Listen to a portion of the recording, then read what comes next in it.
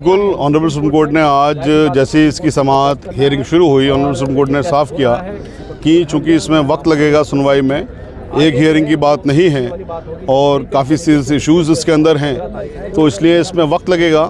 और चूंकि justice Khanna, chief justice Khanna is retiring on 14 14 तारीख को वो रिटायर हो रहे हैं, तो सही बात यह है कि यहाँ पर थोड़ी सी हियरिंग हो जाए, फिर उसके बाद में दोबारा से नई शुरू हो उसकी हियरिंग, तो वो चीज़ सही नहीं लगती। तो इसलिए ऑनरेबल सुप्रीम कोर्ट ने ये साफ़ किया कि जो नए चीफ जस्टिस साहब होंगे, जस्टिस गवई साहब, उनकी अध्यक्षता में जो भी बेंच बनेगी वो इसकी सुनवाई करे।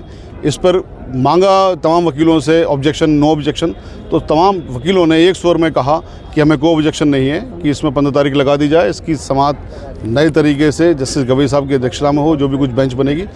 लेकिन जो इंटरिम ऑर्डर हैं जो पिछली बार पास किए थे, जो एश्योरेंस गवर्नमेंट का, वो सब चीज़ सेम रहेगी। क्या सरकार के जो वकील, पक्ष के वकील, उनको जवाब नहीं था क्या उनके पास?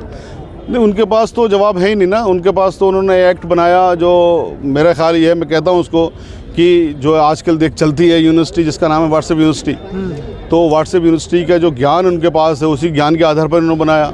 बिल्कुल इस देश के संविधान के ख़िलाफ़ जाके बनाया, इस देश के कानून के ख़िलाफ़ जाके बनाया, हमारे देश के संविधान के प्रीएम्बल सेकुलरिज्म के ख़िलाफ़ जाके बनाया, धर्म के अधिकार के ख़िलाफ़ जाके बनाया, बराबरी के अधिकार के ख़िलाफ़ जाके बनाया।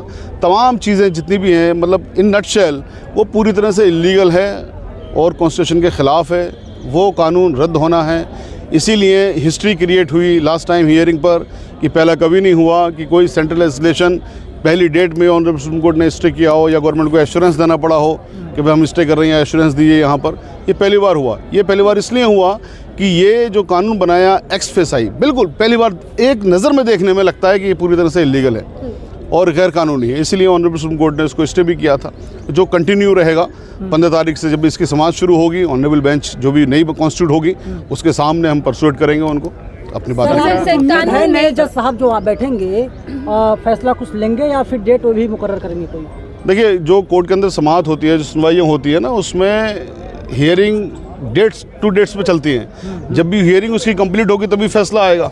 पहली डेट पे कोई फैसला नहीं आता है। पहली डेट पे इंटरिम फैसले होते हैं, जो इंटरिम फैसला हमारे फेवर में है। कानून में कौन से ऐसे पहलू हैं ये वक्त करने के लिए जो है 5 साल की प्रैक्टिसिंग होना जरूरी है, उसके लिए क्या कहेंगे? मतलब ये मजाक किया है सरकार ने देश की रूह के साथ, देश के संविधान के साथ। अब बताइए, मैं मुसलमान हूँ तो मैं मुसलमान हूँ, आप हिंदू हैं, कोई भी तो वो हिंदू है। उसमें सरकार से सर्टिफिकेट लेके आएंगे कि हम सब मुसलमान हैं। सरकार आगे जांच करेगी मैं नमाज़ पढ़ता हूँ नहीं पढ़ता, मैं कुरान पढ़ता हूँ नहीं पढ़ता। क्या मजाक किया इन लोगों ने देश के साथ में, सबके साथ में, प्रैक्टिसिंग मुसलमान हूँ, आप इस वक्त सर्टिफिकेट दिए 5 साल का। बोले इससे ज़्यादा और कोई बात ऐसी नहीं हो सकती जो इसको मैं कहता हूँ कि मजाक। मैं तो और अच्छे अच्छे अल्फाज इनके लिए इस्तेमाल करना चाह रहा हूँ, बट मैं अपने आप को रेस्ट्रिक्ट कर रहा हूँ उन चीज़ों के लिए।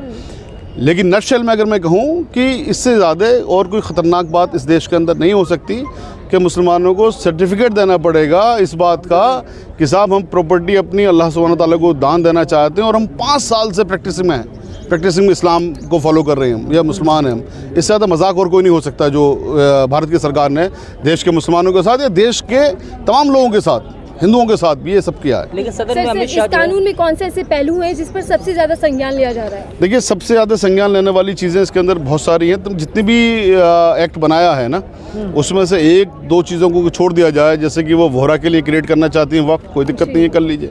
आगा खानी के लिए करना चाहती हैं, कोई दिक्कत नहीं है, कर लीजिए। शियाओं के लिए ऑलरेडी है, लेडीज़ के लिए ऑलरेडी है, ठीक है। लेकिन इसमें जो करना चाह रहे हैं वो ये करना चाह रही हैं जो वक्फ बाय यूज़र है।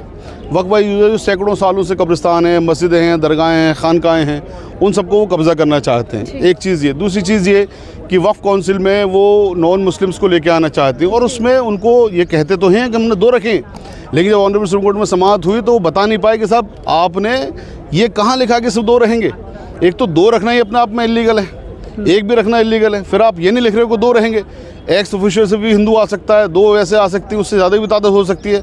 और नेक्स्ट 5-6 साल में पूरे के पूरे सारे लोग हिंदू हो जाएंगे उसमें, तो फिर तो वक्फ आपसे छिन ही गया ना। लेकिन सिर्फ सरकार की जो दलीलें हैं कि प्रबंध और सिर्फ जो वक्फ की संपत्ति है उसी में बदलाव किया जाएगा, सुधार किया जाएगा, बाकी धर्म से कुछ लेना नहीं है। अच्छा, सरकार की दलील को मैं एक ही अल्फाज में अगर आपके सामने इसको झूठा साबित कर दूं तो फिर आप क्या कहेंगे?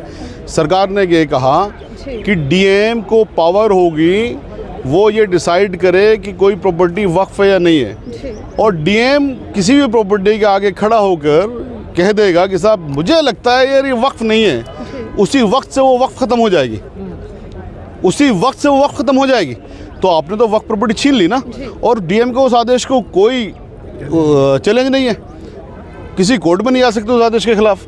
प्रावधान ये किया गया है डीएम उसके बाद में इंक्वायरी की, पहले प्रॉपर्टी छीन लेगा, वो प्रॉपर्टी सरकारी बन जाएगी, फिर वो उसके बाद इंक्वायरी करेगा। इंक्वायरी करने का कोई टाइम नहीं है, 100 साल में करे, 200 साल में करे, 500 साल में करे, कब करे कुछ नहीं पता। क्या ये रद्द हो उसी वक्त से वो प्रॉपर्टी सरकारी हो जाएगी, सरकार उस पर अपना उसे बेचे, उसमें बिल्डिंग बनाए, जो भी कुछ करे कर ले, तो आपके पास से वक्त प्रॉपर्टी छिन जाएगी। क्या है, रद्द होगा या फिर 100% हमें यकीन है अपनी अदलिया पर, ऑनरेबल सुप्रीम कोर्ट पर, हमारी जुडिशरी पर, हमारे संविधान पर, कि ये कानून जिस तरह से भारत के संविधान के खिलाफ जाके बनाया है, ये कानून ज़रूर रद्द होगा, ज़रूर रद्द होगा, ज़रूर रद्द होगा। सर, लेकिन जो निशिकांत दुबे जी ने जिस तरह टिप्पणी की कोर्ट पर, जज साहब पर, उसके बाद ये इसको बढ़ा दिया जाए तो फिर जज साहब जो है वो रिटायर हो जाएंगे, तो मुसलमान में नाउमीदी तो बढ़ेगी ना कि भाई इसको बढ़ा दिया गया, फिर फैसला नहीं आया। देखिए, जो अभी आपने नाम लिया बेसिकली वो तो एक शाब्दिक आतंकवाद वो करते हैं, शब्दों का आतंकवाद होता है ना, तो शाब्दिक आतंकवाद वो करते हैं। और हमारी सरकार से, अब सरकार तो हमारी मांग क्या पूरी करेगी, सरकार तो चूंकि वो सरकार के एमपी हैं, बट उनके खिलाफ यूएपीए के तहत कार्रवाई होनी चाहिए, उनके खिलाफ कंडेंट भी लगना चाहिए।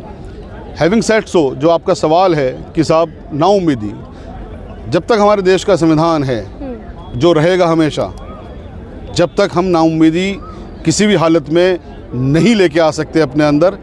नाउम्मीदी वैसे भी कुफ्र होती है, हम नाउम्मीद बिल्कुल भी नहीं है अपनी अदलिया से, अपनी जुडिशरी से, अपने संविधान से, भारत का जो सिस्टम है उससे, अपने हिंदू भाइयों से, अपने ओबीसी भाइयों से, आदिवासी भाइयों से, दलित भाइयों से, अपने क्रिश्चियन पारसी भाइयों से, जो भी लोग देश के अंदर हैं, हमें पूरे देश के लोगों पर भरोसा है कि आज नहीं कल, आज भी बहुत सारे हिंदू भाई हमारे साथ में आ रहे हैं। पिटीशन भी हमने तरफ से डाली है डॉक्टर उदिर राज साहब ने, जो कि बहुत बड़े दलित लीडर भी हैं।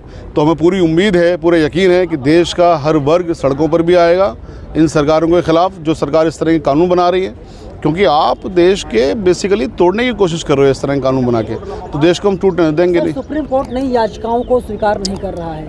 देखिए, सुप्रीम कोर्ट नई याचिका जो बात है, जो ऑलरेडी याचिकाएं हैं उसके अंदर तमाम सब चीज़ें हैं, फिर भी ऑनरेबल सुप्रीम कोर्ट ने ये कहा है कि आपकी जितनी भी एप्लीकेशन पिटिशन्स आ रही हैं वो एप्लीकेशन बन सकती हैं। अगर कोई आर्गूमेंट ऐसा लगता है कि आपने नहीं किया है इन जो 5 पिटिशन्स और जो उससे पहले की पिटिशन्स हैं, तो कोई भी वो आर्गूमेंट दोबारा कर सकता है। ऑनरेबल सुप्रीम कोर्ट ने किसी को रोका नहीं है बहस करने से।